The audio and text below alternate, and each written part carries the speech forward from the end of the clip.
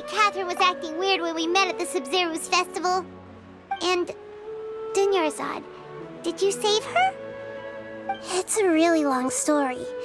We shouldn't disturb her. Her consciousness is still weakened. Let's chat somewhere else. How about by the Traveler's favorite bench?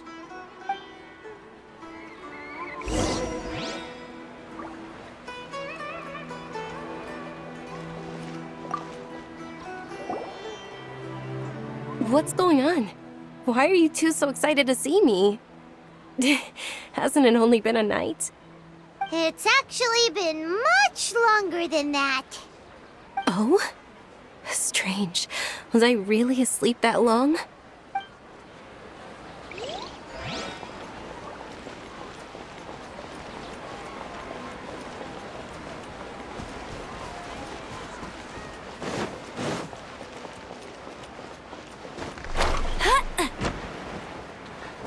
Bet you can't keep up with me.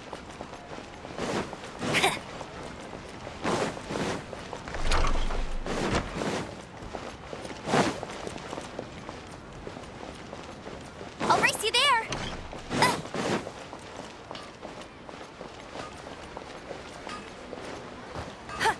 I won't let you down. Get ready for the gliding champion of Mondstadt.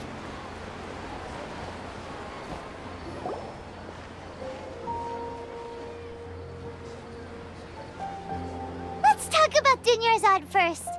It's such a relief that she's all right. After we parted on the last day of the Sub-Zero's festival, I left the city and saw what the Traveler had described.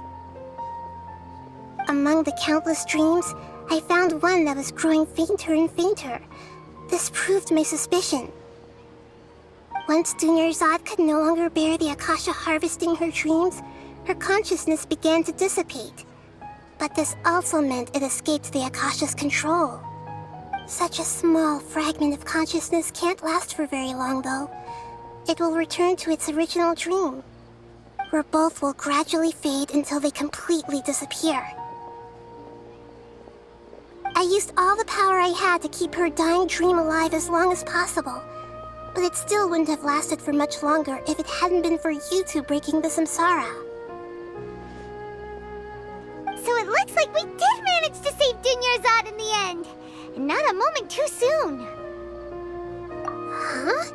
Why are you two smiling so happily? I thought you'd be so moved that you'd start crying. I need to spend more time observing human emotions. Both are fine. Everyone reacts differently. All right. You two must have a lot of other questions for me, right? After all, you saved my faithful believer. As your reward, I will answer any and all questions. At the Avidia forest, there was this incense that made the Traveler fall unconscious and dream of a huge tree and a red sky. You also heard someone's voice, right? It said world and forget me. Yeah, so you do know! We've been wanting to ask you what that was about, and if the red sky was related to Conria.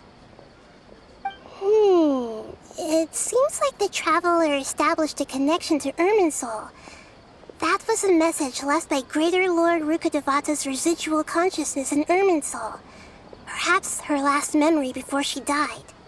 As you two probably know, Greater Lord Rukkhadevata disappeared after the disaster in Conria.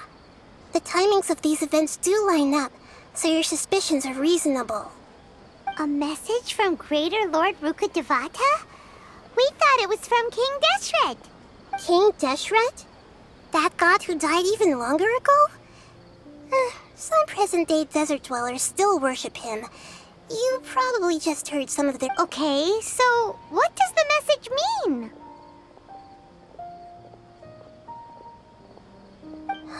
I still haven't managed to decipher it. Even the Akasha isn't currently capable of doing that. Greater Lord Rukkhadevata's residual consciousness in Irminsul seems to be contaminated with something that has a very dangerous aura to it. Many devoted scholars go mad as soon as they connect their consciousness. I've warned the academia about this many times, but people still keep falling victim to it. But I believe this is the key to saving Irminsul. That's why I've kept trying to decipher it. So the tree in the vision was Irminsul? Oh, Tainari also said that Irminsul is sick. Is it because of the contaminated consciousness? But even if you can't figure out what that vision was all about, it seems like our search for you was all in vain. The traveler wasn't affected after coming in contact with that consciousness. I've never seen anyone like that. With you here, we may have a chance at deciphering it. No, we must decipher its secrets. I've already eliminated all other factors that might affect Irminsul. This is the only one left. This puzzle has life and death at stake. It could determine Irminsul's fate, as well as to that. To be accurate, I'm using the Akasha as a medium to occupy Catherine's consciousness. How did you do that? Poor Catherine. Does this mean you can also occupy other people's consciousnesses? Theoretically, I can enter anyone's mind as long as they're wearing their Akasha terminal. The Akasha is the legacy of Greater Lord Rukkhadevata. As Lesser Lord Kusanali and the first Akasha terminal, my consciousness has always been linked to the Akasha. I've always respected my people's free will, so I've never actually occupied their consciousness. When necessary, I just borrow this bionic Snezhnayan puppet. Hold on. Did we just learn some deep, dark secret? So Catherine is... No wonder Paimon felt something was off about her.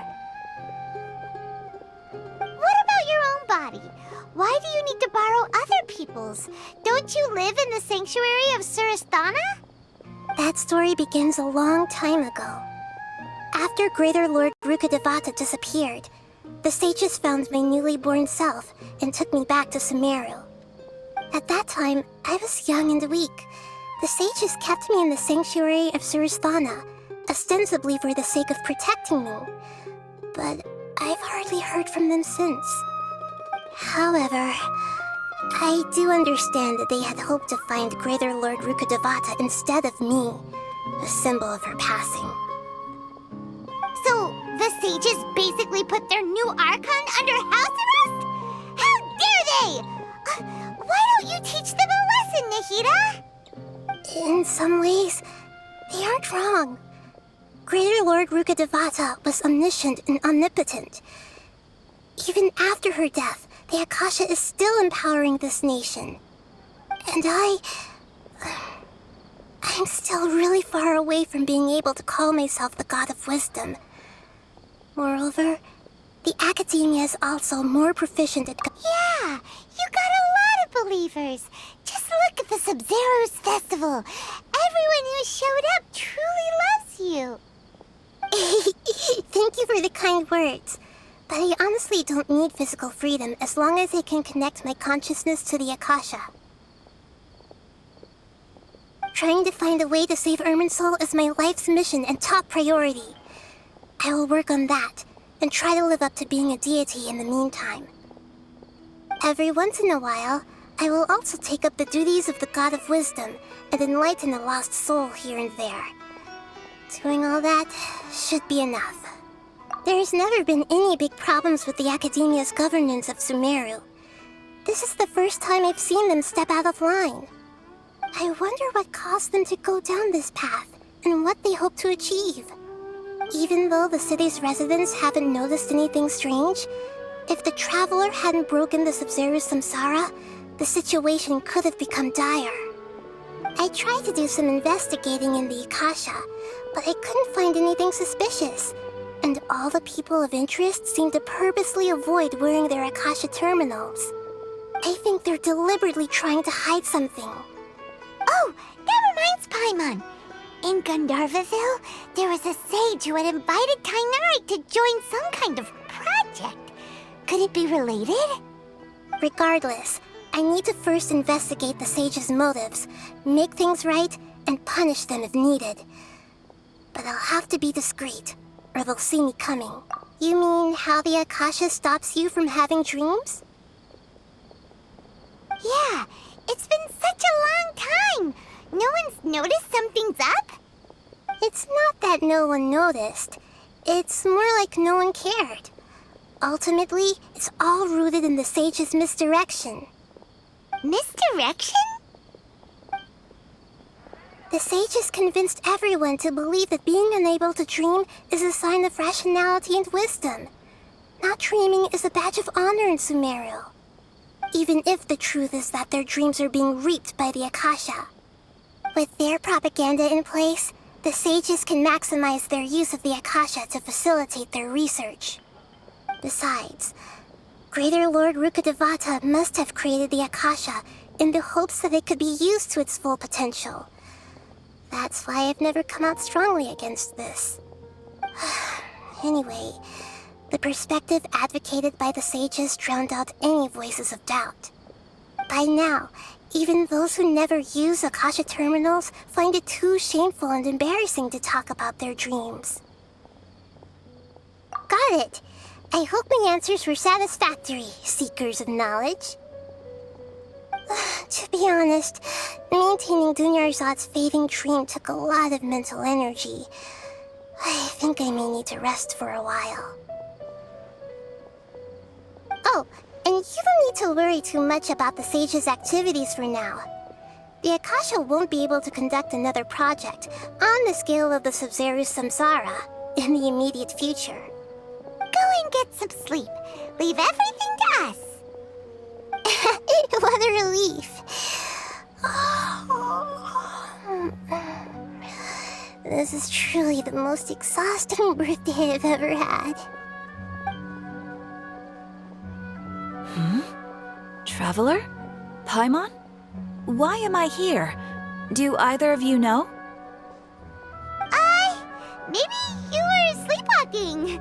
You know you can't wake up a sleepwalker. We happened to walk by, so we thought we'd wait for you to wake up.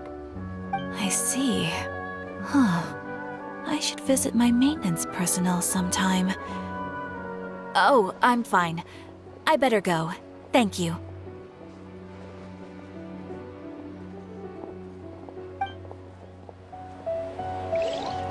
We've spent quite some time in Sumeru City, but ever since we last said goodbye to Lesser Lord Kusanali, we haven't heard anything from her.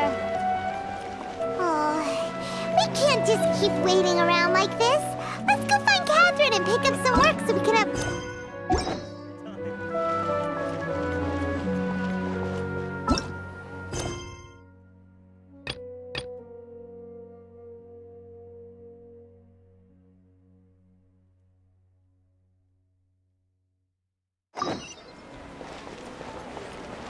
I'll race you there! Get him!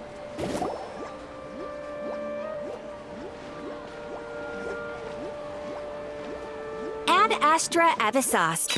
We meet again, you two. Hi, Catherine! Do you have any commissions for us today? Commissions, huh? Let me think. Oh, how about this? Please attend the Academia's Academic Symposium this afternoon and recite a love... Wait, say what now? And if possible, please also use your camera to capture the reaction of the audience upon finishing the poem. Huh? What kind of commission is that? I see. It appears that you're not interested in this commission. In that case, please go to Port Ormos and convince the Eremites there to spend some time volunteering at the local orphanage. Hey, that's not any better. I'm sure the mercenaries will have some interesting reactions as well. Paimon's gotta ask. Just who exactly has been submitting these commissions to the Adventurers Guild? Oh, the commissioner? Well, actually, I just wanted to see the two of you. Was it so obvious? I was hoping you would actually take one of those commissions. That kind of chance to observe humans doesn't come by often. Ah, so it's Nahida. Paimon just knew Catherine wouldn't crack those kinds of jokes. When did you get into her head? From when she said, Ad Astra Abyssosque? So it's been you this whole time? Are you done resting up, Nahida? Yes. I've been sleeping ever since we parted ways, and I even had a really, really long dream. It was another dream about the Sub-Zero's festival, except it was a happy one. In my dream, I was sitting in the middle of a flower terrace, and everyone in Sumeru City was holding hands as they danced in circles around me. They danced round and round, and everyone looked really happy. I also got to sit on a gigantic flower carriage. Ferris, the Knight of Flowers, raised me really, really high above the ground, and I was throwing an endless amount of Yalda candies at the children. You know, Nahida, maybe your dream is how the Sub-Zero's festival really should be. It's meant to be a joyous time where everyone gets together to Huh? Wasn't I describing a really happy dream? Why are you both looking at me like that? Wait, could this be No! We aren't pitying you. That would only make everything worse. We just don't want you to feel too sad. By the way, have you had a chance to visit Dunyarzad? How's she doing?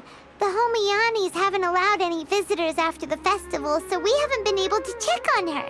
Yes, I paid her a visit right after I woke up. She was resting at the time. Her condition is stabilized. However, since Elazar is a manifestation of the withering on the human body, we can only cure it by finding a way to take care of Irminsul's own withering.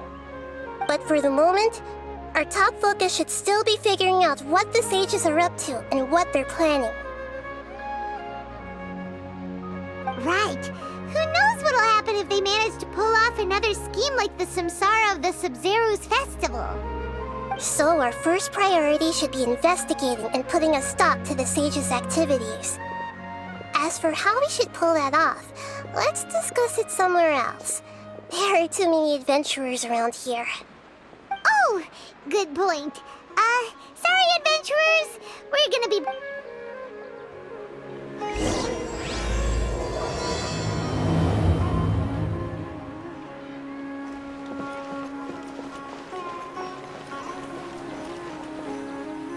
Let's continue our chat here. Okay, so do you have any ideas on how we can investigate the sages, Nahida? Actually, I've already done a little bit of work on that. But for now, I want to hear your thoughts.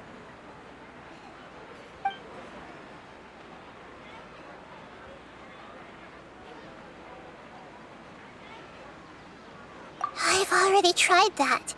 But all the key members of the Academia, even the core of 30 guards, intentionally avoid wearing their Akasha terminals. It seems that from the very beginning, they've been guarding against info leaks from the Akasha. Of course, it could also be because they're wary of me. Have you already caught the sage's attention? I'm guessing not yet, but distrusting me would make perfect sense if they've ever paid attention to the urban legends about me.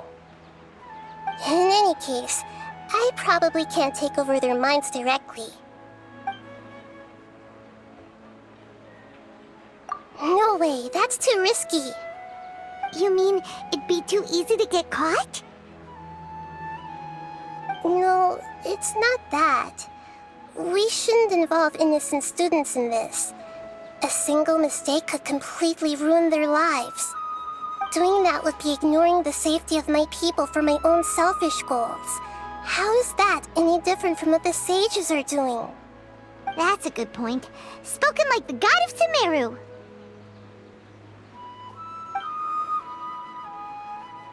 We're in the dark as of now.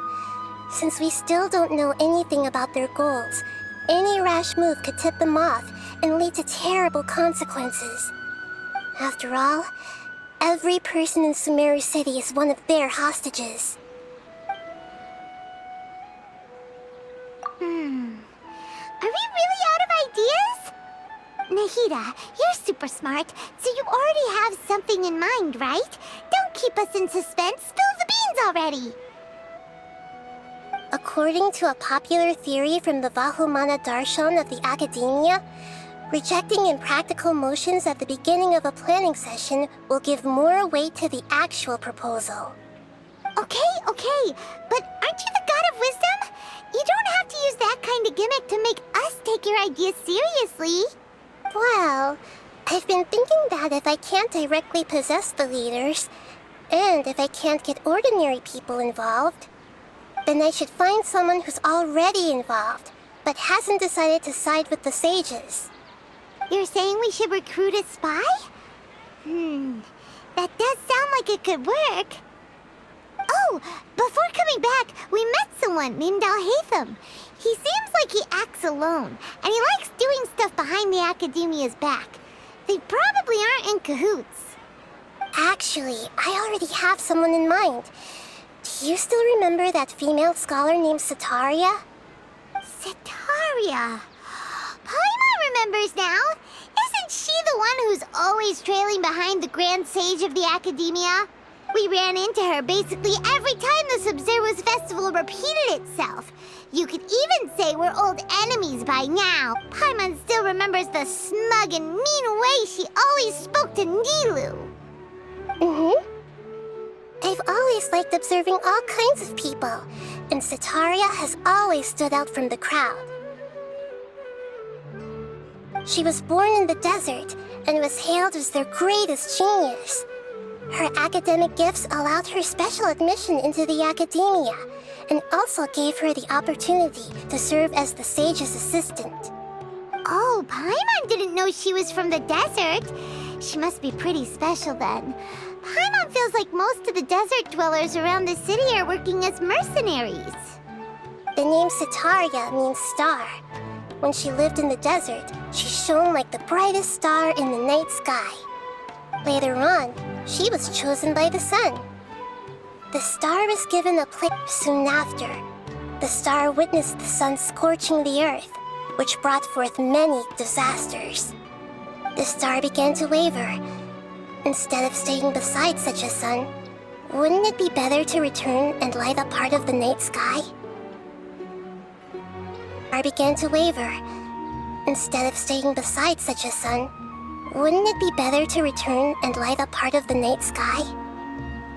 But in the end, she couldn't give up the radiance of daytime.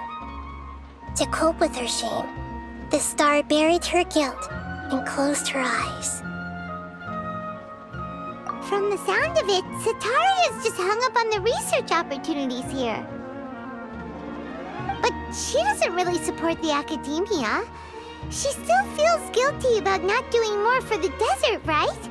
She's just running away from her problems. Indeed. When they are presented with complex moral issues, many people will simply plug their ears and go with the flow until the problem can't be fixed anymore. She's suppressing a lot of guilt, but before she realized it, she had already become the sage's accomplice. She can't deny her part in their scheme. Right. We must somehow make her face her problems again. That way, not only can we get useful intel from her, but she can also use it as an opportunity to redeem herself. From my past observations, Sataria will take a day off from the Academia every 10 days to do some shopping in the city. Tomorrow afternoon just happens to be a shopping day for her. That'll be our chance. To prepare, let's go check out some of her favorite spots, and have a quick chat with a few of the vendors there.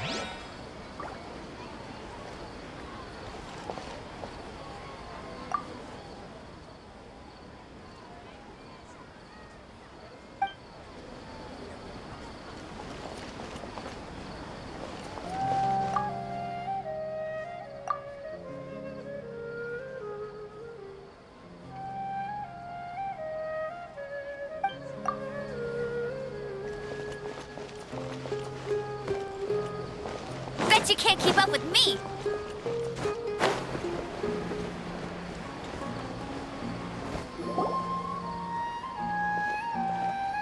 This should be Sataria's favorite fortune-telling spot. So should we ask the fortune teller about Sataria? No, I already have enough information on Sataria. The most important thing now is for you to pay attention to the vendor's talking style and key characteristics. Talking style and key characteristics? My poor lost lambs, have you become troubled over your fates? The divine voice of wisdom often echoes between mine ears. If thou be blessed today by the gods, I may be able to show you the way. Huh? Really? Nahida, you've been whispering things to her? Shh! My friend here has some doubts regarding his future. Can we get a fortune reading for him? Of course, of course. In that case...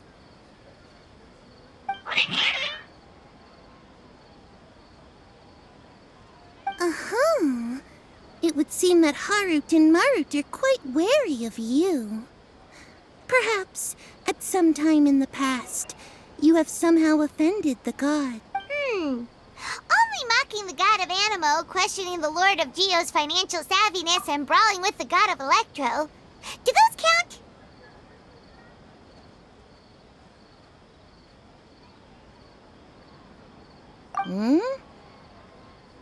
Oh, nothing. Go on, pick an aspect for her to divine. Love prospects? No problem at all.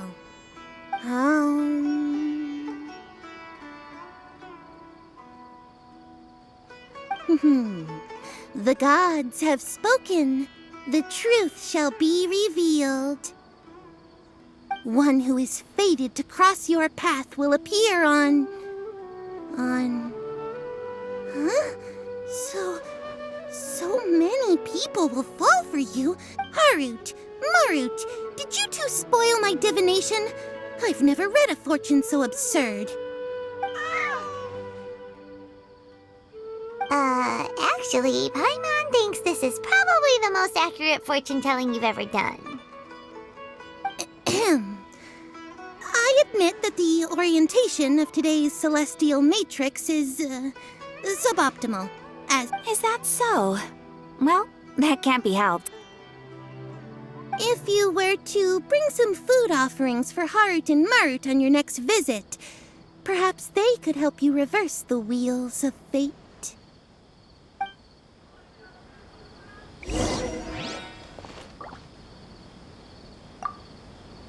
I've never seen Harut...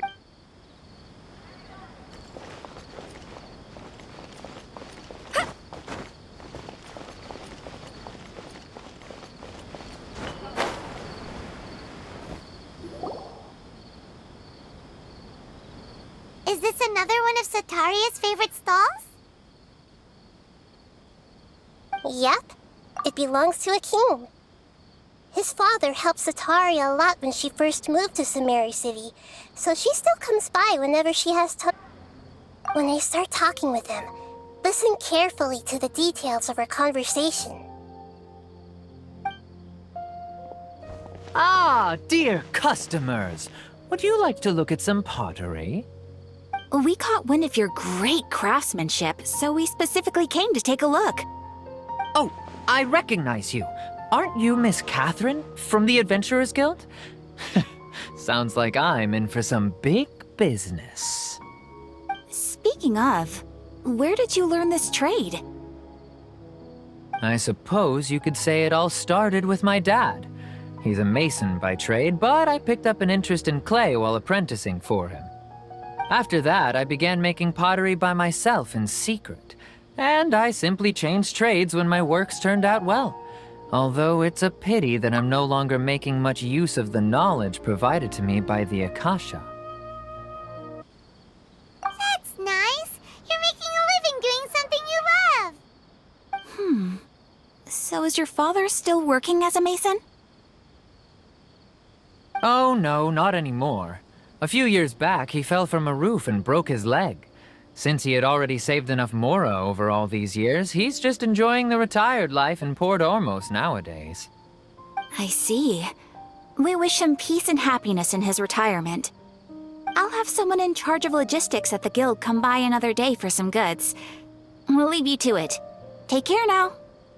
No problem. Rest easy, all our goods are sure to meet your every need.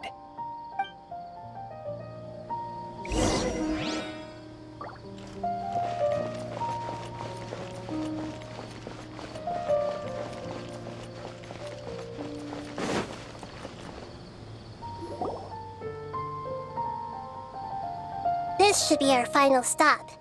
Sitaria's always thinking of this restaurant when she's working at the academia, so she always comes by whenever she's out in the city. Nahida, you've really thought of everything. It's my duty to protect Samira's citizens, after all. Hi there. I feel like I've seen you down by the docks before. Huh? Sorry, I don't quite remember. If I recall, you were having a discussion with someone about shipbuilding at the time. Ah, that's right! I've always been really interested in feats of marine engineering. After all, I grew up in Liyue Harbor and spent my entire childhood staring at the ships going in and out of the port. I came to Sumeru to study, but failed to make it into the academia due to my lack of talent. But I'm still discussing all kinds of problems with different scholars, and I'm continuing to study and perform research from the restaurant's basement. I'm sure I'll get into the academia after their next round of— What an admirable spirit for learning! Amazing! Sure, but So this restaurant has a basement as well? Huh. First I've heard of it. That's right. It's not usually open to patrons. Most of the time, employees use it for breaks or to hold private events. I see. Yes, that makes sense. Well, good luck with your studies, Miss Chishan. Thank you so much. As long as I can make it into the academia as an official student.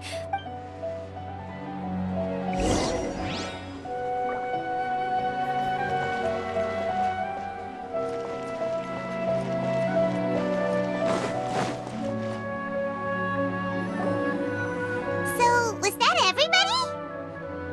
Mm-hmm. 3 familiar faces should be enough for Sitaria. What's the point of all the information we've collected?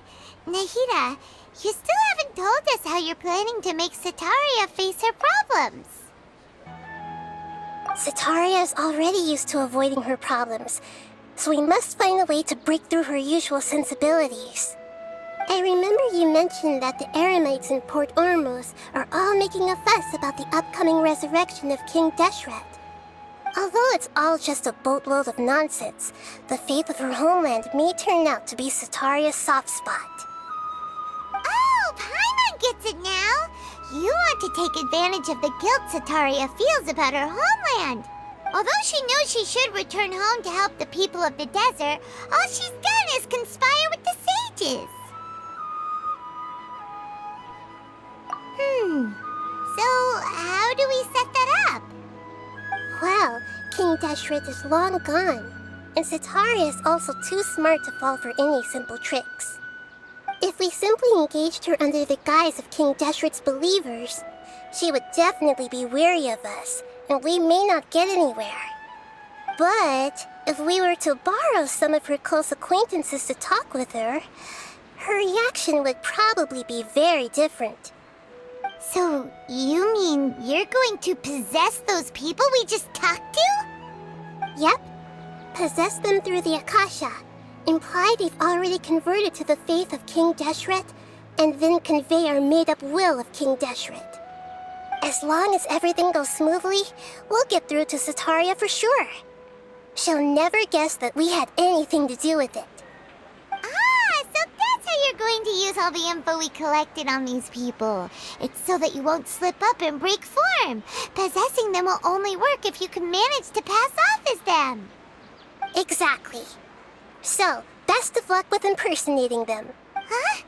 Best of luck? But we don't know how to possess anyone. That's no problem at all. I'll just share all their senses with you once I've possessed them. As long as you're also wearing an Akasha terminal, the effect will basically be as if you've possessed them yourself. Huh. That is pretty convenient. But why does he have to do this? Can't you do it yourself? Although I've been observing humans for a while, I've never been good at imitating them.